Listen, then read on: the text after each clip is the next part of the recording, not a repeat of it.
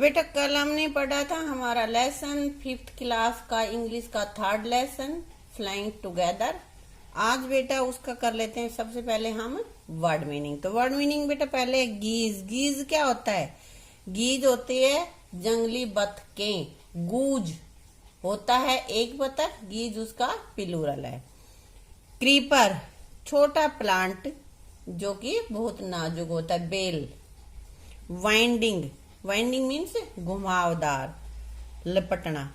Destroy, destroy means किल, नष्ट करना। Advise सलाह, सजेशन देना कोई है। फस, फस मतलब अननेसेसरी जो भी एक्टिविटी हो उसको करते रहे, यूं ही बेवजह का शोर शराबा। उपद्रव। प्रिटेंडेड, प्रिटेंड, प्रिटेंड होता है गिव ए फॉल्स अपीयरेंस, ढोंग करना। वो कहा था ना कि भाई तुम्हें मरे हुए जैसा प्रिटेंड करना। हाँ। मटर्ड बड़बड़ाना, धीरे धीरे अपने मन मन में बड़बड़ाना। फ्लैप्ड फड़फड़ाना, पंख करते हैं ना फ्लैप, उसको बोलते हैं पंख फड़फड़ाना, फ्लैप होता है। टेंडर, टेंडर मीन्स नाजुक। तो ये है बेटा हमारे वर्ड मीनिंग। आगे बेटा कॉम्प्रीहेंशन, कॉम्प्रीहेंशन में है state whether the following statements are true और फॉल्स, की जो नीचे स्टेटमेंट दे रखी है वो ट्रू है या फॉल्स है। Write T for true and F for false statement, की जो ट्रू है उसके लिए टी लिख दो और जो फॉल्स है जो गलत है उसके लिए एफ लिख दो। तो यहाँ लिखेंगे बेटा there was no wise bird in the forest, forest में कोई भी वाइज बर्ड नहीं था, कोई भी बुद्धिमान नहीं था क्या, या था। तो ये स्टेटमेंट हमारी रॉन्ग है, यहाँ हम लिखेंगे एफ फॉल्स। ठीक है। अब आगे ए फ्लो को parrot live on the tree, tree पर पैरट रहते थे क्या, क्या रहते थे, गीज। तो ये भी फॉल्स हो गया, यहां भी हम लिख देंगे एफ। आगे है Hunter climbed up the tree with the help of A ladder, ladder means होता है सीढ़ी। पेड़ पर वो कैसे चढ़ा था हंटर, लैडर की हेल्प ली थी क्या, नहीं, वो क्रीपर पे के सहारे ऊपर चढ़ गया था। तो ये भी हमारा फॉल्स है, ये कह रहा है लैडर से चढ़ा था, लेकिन ये चढ़ा था किससे, क्रीपर की हेल्प से। When caught in the net, the foolish birds began to say help help। हाँ, जब नेट में फंस गए तो जो मूर्ख पक्षी थे वो चिल्लाने लगे क्या, हेल्प हेल्प हेल्प। राइट है कि रॉन्ग है, राइट है। वो चिल्लाने लगे तभी तो फिर उस ओल्ड वाइज बर्ड ने कहा था डोंट बी फस, फस मत करो। हैं, तो ये ट्रू है बेटा। The hunter did not throw the geese one by one on ground, hunter ने एक एक करके हंसों को नीचे नहीं गिराया। राइट है या रॉन्ग है बोलो, फॉल्स है, क्योंकि उसने एक एक करके नीचे गिरा दिया था। यहाँ पे हम लिख देंगे एफ।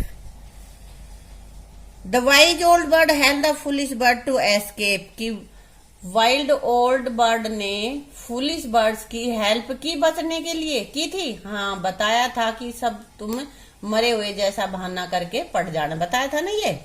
तो ये राइट है, इसको ट्रू लिखेंगे।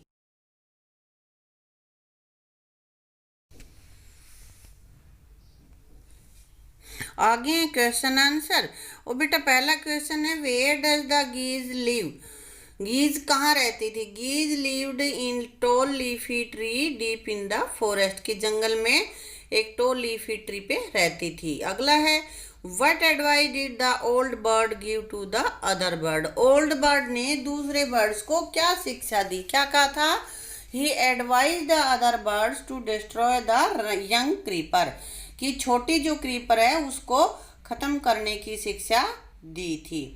अगला क्वेश्चन है बेटा why did old bird say to other bird to destroy the creeper, कि ओल्ड बर्ड ने क्रीपर को खत्म करने की, उसको नष्ट करने के लिए क्यों कहा था। आंसर है बेटा because when the creeper would become thick and strong anyone could climb up the tree with its help, की जब ये क्रीपर बड़ी हो जाएगी, मोटी और मजबूत हो जाएगी, तो इसकी सहायता से कोई भी पेड़ पर चढ़ सकता है। अगला क्वेश्चन है बेटा, what did the hunter do to trap the geese. ग्रीज को ट्रैप करने के लिए हंटर ने क्या किया? He go to the top of the tree and spread his net. उसने नेट फैला दिया टॉप पे जाके, हैं बेटा।